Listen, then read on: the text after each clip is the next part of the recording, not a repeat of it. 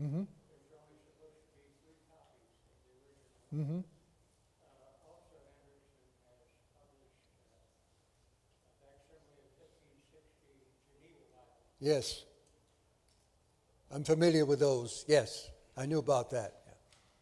But remember, they are in that old English that you wouldn't be able to understand as readily now. But if you wanted just to have something that represents that period of time, very good. I had to learn the old English in order to Yes. Yes. Thank you.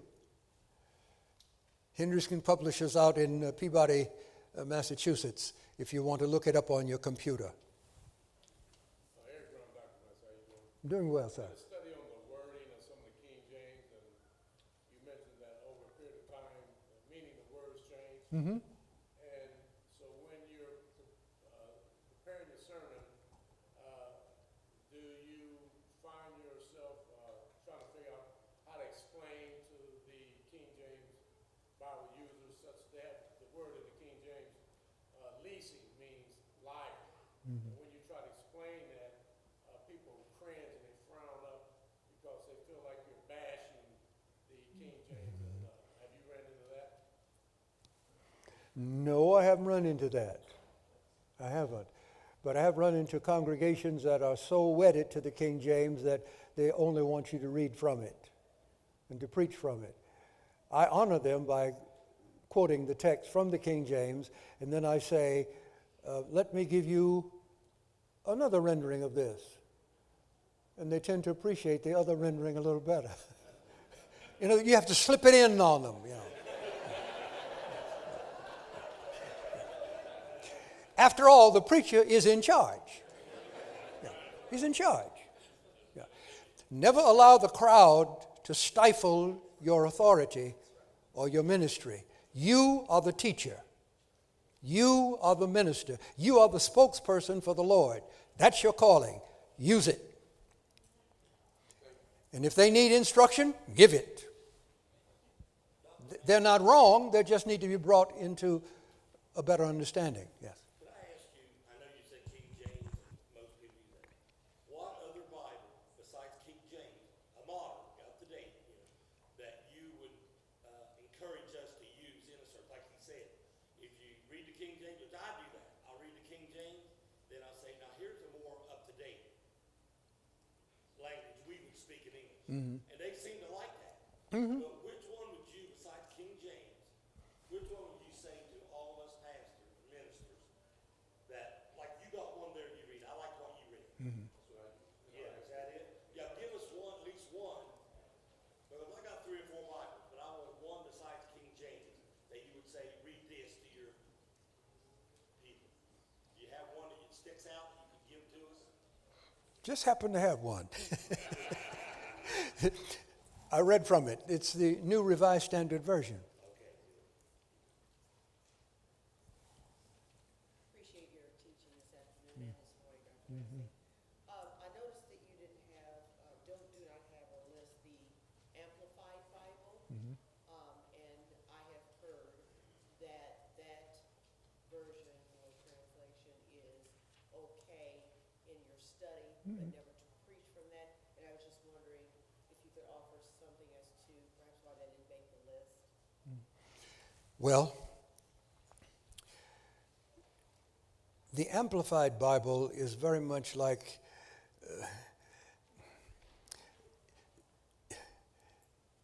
it's too awkward to be read publicly. Marvelous for personal study, but too awkward for public reading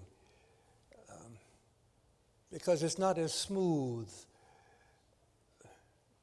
and it doesn't have the authority of a version. Versions done by committees with the authority of denominations behind them, that has the authority for a large group. An amplified rendering has authority for persons sticking to time in order to dig something out. But it's for study. It's not for public reading. That's why I wouldn't read it in public. But you could if you want to. If you have a point in mind to help the people understand that this particular word or this particular passage has such richness in it, I want you to get what the Amplified Bible says at this point. And you can read it to them. They'll know what you mean, but it's not smooth like literature. Yeah.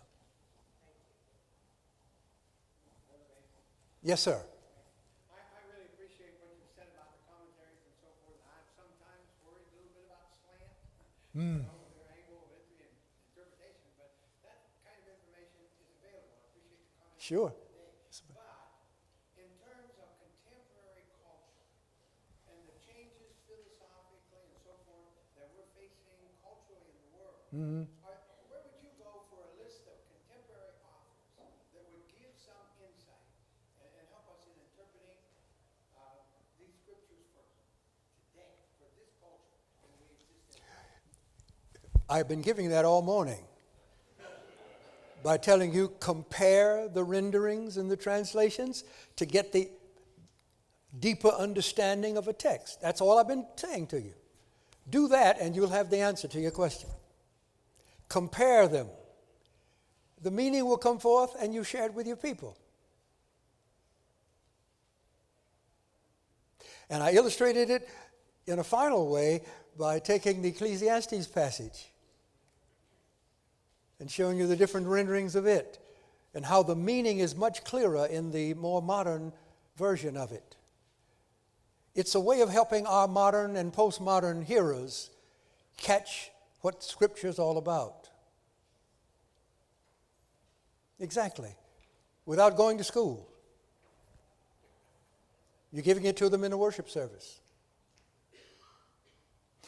The circle of meaning that is found in a service of worship is so meaningful that it can impact lives for years and years to come when we do the right thing when we come together. I think we waste a lot of time because we don't get down to business when we come. To start with a call to worship, and everybody focused on the meaning of being there right from the start. From the time the organ and prelude, the piano prelude, from the time you gather, after you've had all the hellos and everything outside, and you come into the service, and the call to worship is given, and everybody is focused on God, and the singing takes place, reflecting your praise to the Lord, and the scriptures are read, focusing on God's speech to us, and the scriptures that are read should be the prelude for what is going to be preached, rather than disconnected from what the sermon is going to be about. And then to close it out with a meaningful call to pay attention to what you've heard, lest at any time you allow it to slip. And then you end the service with a sense of mission, going back out into the world to use the energy you've received from the Lord's presence in the service. What a time of meaning, but what do we do with it? 1 hour, 15 minutes, 1 hour and a half, what do we do with it? We meander. We go from one thing to another. And sometimes it's disconnected. And sometimes personality is too more seen than God is. Well, let me close with this. If a service is a service in honor of God, then God is the principal person there. And everything going on ought to be to the honor of God. Soloists, trios, whatever it is, God should be honored in everything that's going on. Scripture's chosen in order to highlight what God wants heard that day. Jesus told his disciples, where 2 or 3 are gathered together in my name, there am I in the midst of them. Whenever you and I worship, if we have gathered in his name, he is present. But when do we ever acknowledge this? Sometimes at communion, but seldom ever. He's here with us now. We've gathered in his name.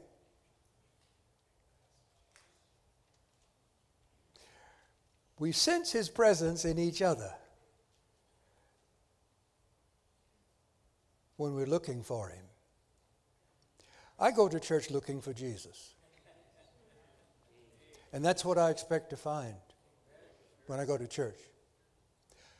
And the hungry souls that come in to hear us preach and to follow our leadership in ministry, they need to see Jesus too. Yes, ma'am. I use different versions and translations for sermons, but I just want to make the comment that in the King James Version, it's so poetic.